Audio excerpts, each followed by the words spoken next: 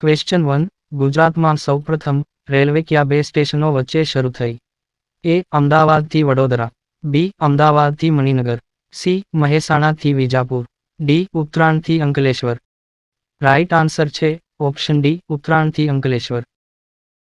Question 2. ગુજરાતમાં સામાન્ય રીતે વધુ ઠંડી કયા શહેરમાં પડે છે? A. Deesa. B. Naliya. C. Idar. D. Valsad. Right answer છે ઓપ્શન બી, નલિયા. ક્વેશ્ચન 3. નીચેનામાંથી કયા પાકને સૌથી વધારે પાણીની જરૂર પડે છે? એ. જવ. બી. ઘઉં. સી. મકાઈ. ડી. શેરડી.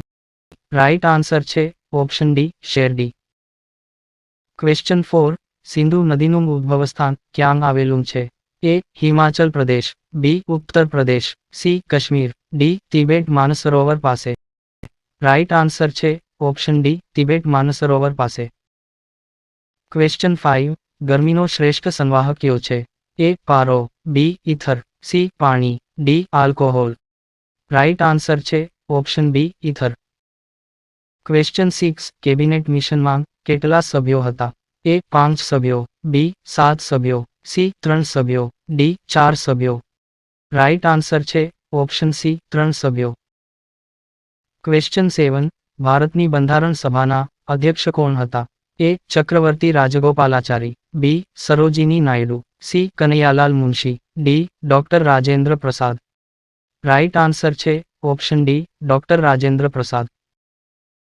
ક્વેશ્ચન 8. લીલા વૃક્ષો કપાતા અટકાવવાની ચળવળ કઈ છે? એ. ચીપકો આંદોલન. બી. તેડરી બંધ આંદોલન.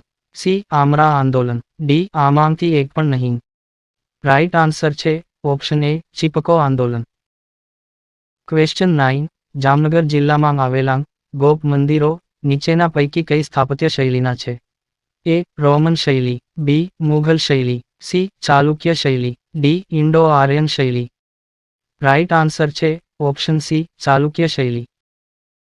ક્વેશ્ચન 10. નયનકારા પ્રથા કોનું મહત્વનું લક્ષણ હતું?